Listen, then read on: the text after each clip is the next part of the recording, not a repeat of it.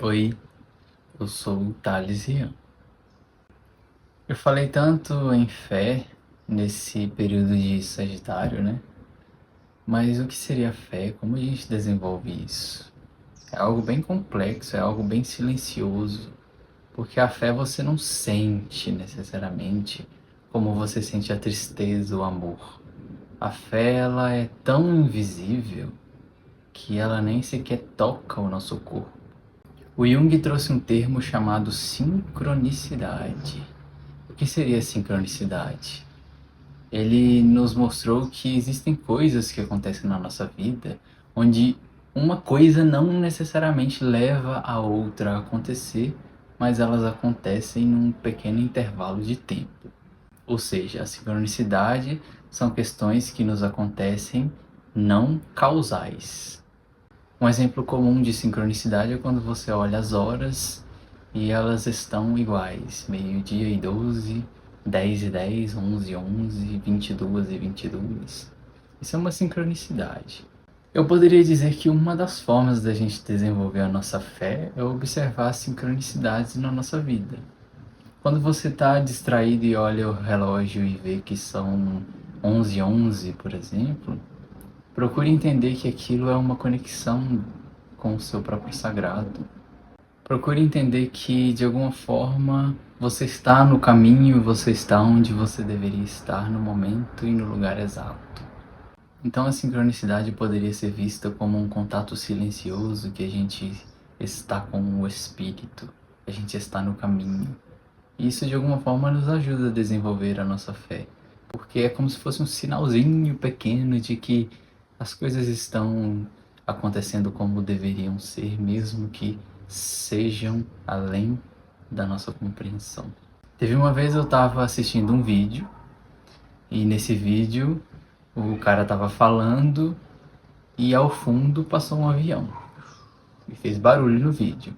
Naquele exato momento, enquanto passava um avião no vídeo, passou um avião aqui também. Ou seja, não passou o avião porque eu estava assistindo um vídeo onde estava passando um avião. Simplesmente foram duas coisas que aconteceram exatamente no mesmo instante, sem conexão direta. Num outro vídeo que eu estava assistindo uma vez, a pessoa citou uma determinada música antiga. Naquele mesmo dia, mais tarde, o vizinho começou a ouvir exatamente aquela música que foi citada no vídeo que eu assisti algumas horas antes. Ou seja, não foi porque eu assisti o vídeo que o vizinho ouviu a música. Isso é sincronicidade. Uma coisa não está conectada com a outra, mas acontece ao mesmo tempo. Ou pelo menos num intervalo pequeno de tempo onde você consegue fazer aquela ligação.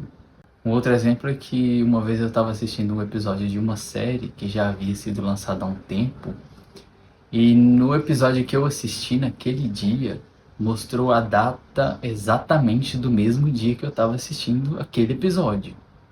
Ou seja, são coisas que nos surpreendem por ter acontecido. Justamente naquele dia, naquele episódio específico, aconteceu aquela data que era exatamente a mesma data de dia e mês que eu estava vivenciando.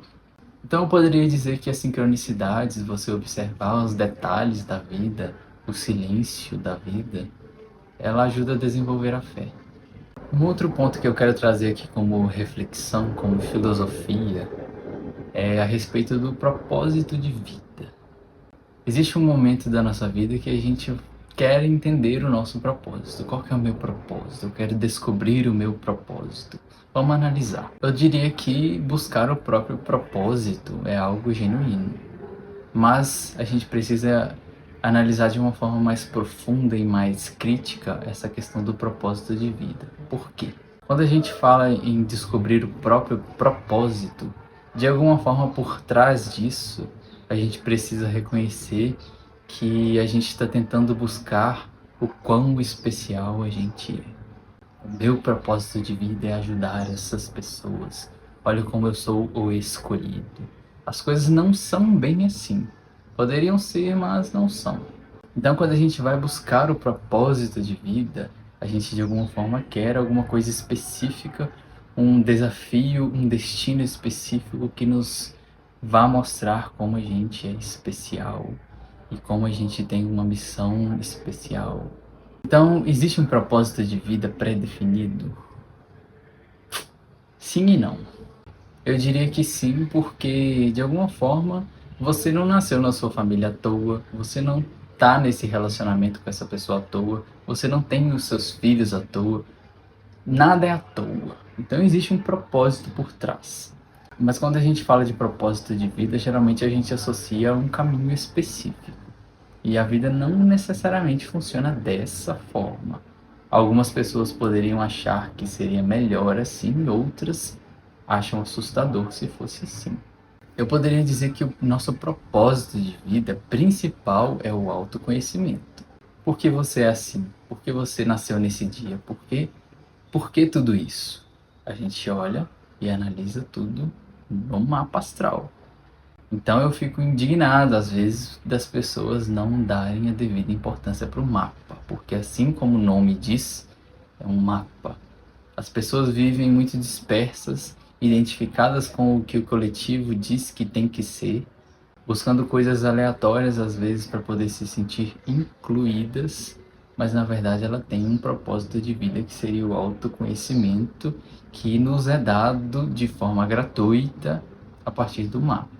Para isso você tem que estudar um pouquinho, claro, né? Você tem que fazer a sua parte. E o que acontece é que o nosso propósito de vida a partir do autoconhecimento é nos levar ao nosso potencial e o nosso potencial de ser alguém inteiro é muitas vezes diferente do que nós somos atualmente.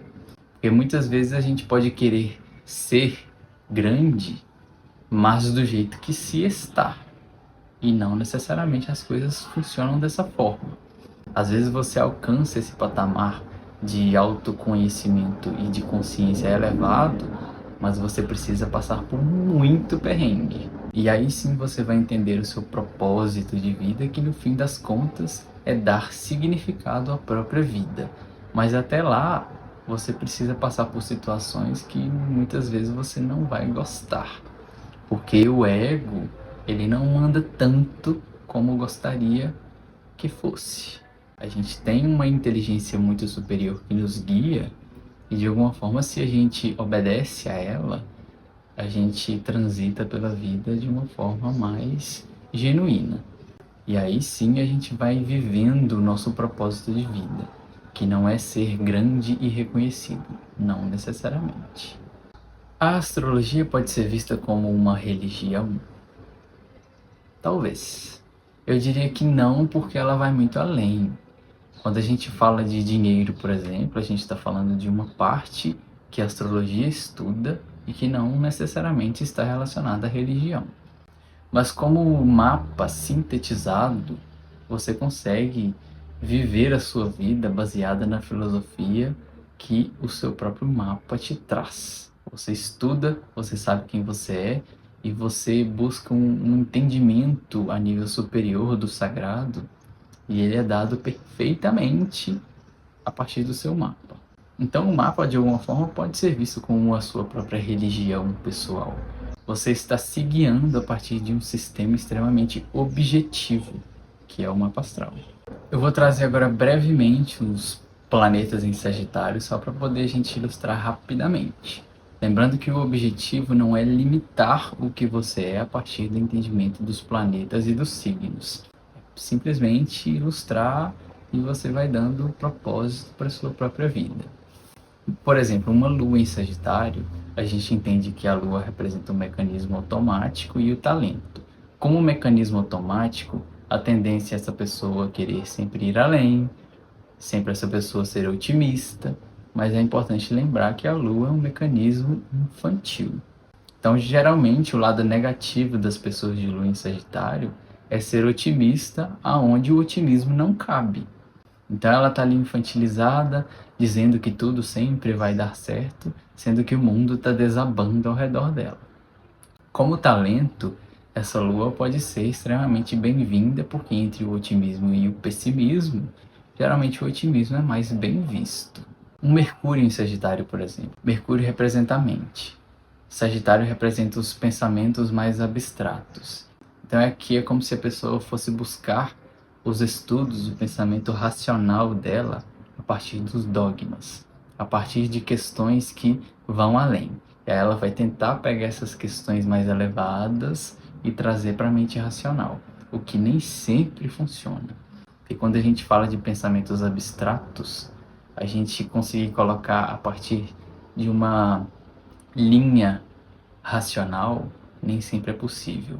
Então, às vezes, essa pessoa de Mercúrio em Sagitário vai conseguir compreender as coisas muito mais a partir dos símbolos, do entendimento e do estudo dos símbolos, do que necessariamente a partir da razão, da linha racional, apesar de Mercúrio representar sempre o nosso lado racional.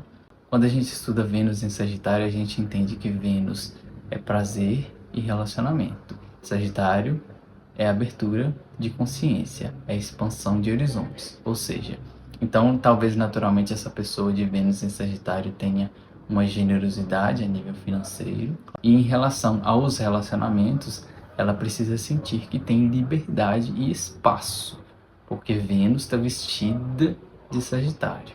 Marte em Sagitário, a gente vai entender que o guerreiro daquela pessoa está vestida do signo de Sagitário.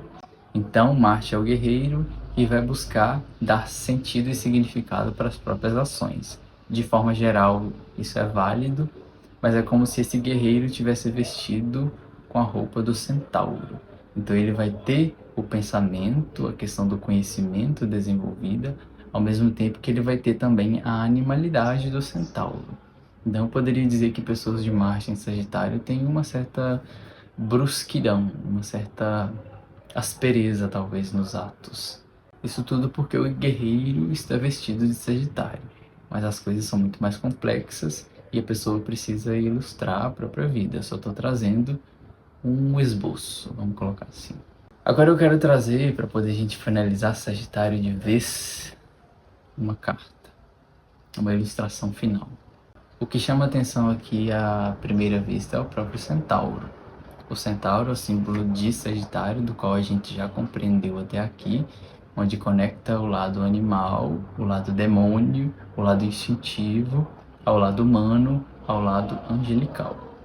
E o objetivo do centauro, do Sagitário, é dar sentido às ações, dar significado aos atos. Aqui ele aponta a flecha para cima. O que isso significa? O lado animal unido ao lado humano, unido ao lado divino. Instintivo unido à sabedoria, unido aos arquétipos. A gente está no meio, a gente é humano. Ou seja, aqui nas nuvens a gente vê Zeus. À medida que o centauro aponta a flecha, ele está confiando em si mesmo e está confiando nessa força maior, nessa força divina, nessa força sagrada. Então eles trabalham juntos. Então quando a gente desenvolve Sagitário, a nossa ação ela é conectada também com o sagrado. Ela não é apenas uma ação voltada para as nossas próprias vontades pessoais, elas vão além disso, apesar de conterem também isso. Aqui junto de Zeus a gente vê a águia, que é um símbolo dele, o símbolo do pensamento superior, do pensamento a longa distância.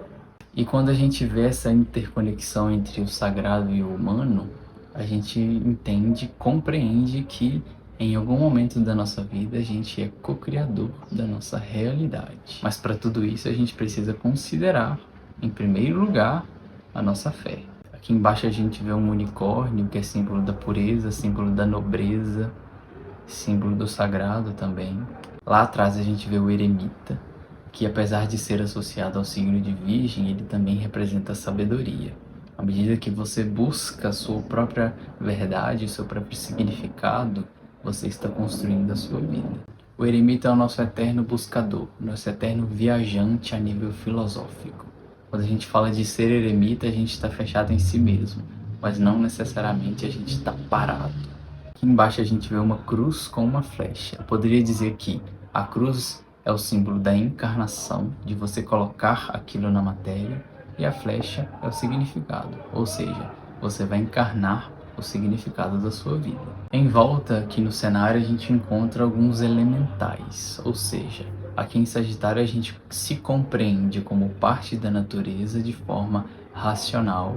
A gente entende que nós, como seres humanos, também somos a natureza, somos o meio ambiente que a gente vive. Então os elementais estão conosco, os elementais estão ao nosso redor. A gente não enxerga os elementais da natureza mais como seres inferiores, e sim como seres interligados. Somos também a natureza.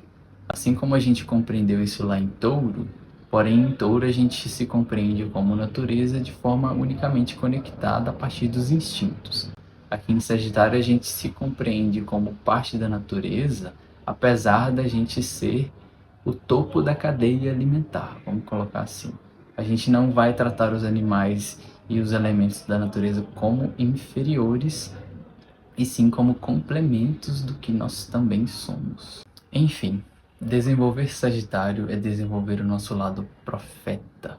Só que um profeta de si mesmo. Talvez você tenha alcance junto a outras pessoas. Mas primeiro cuide de si mesmo, cuide do seu significado, cuide da sua fé. Lembrando que quando você dá significado aos seus atos, às suas palavras, elas ganham materialidade. Muitas coisas na nossa vida serão transitórias, outras serão eternizadas. Não é à toa que dizem que céus e terras passarão, mas a palavra não passará.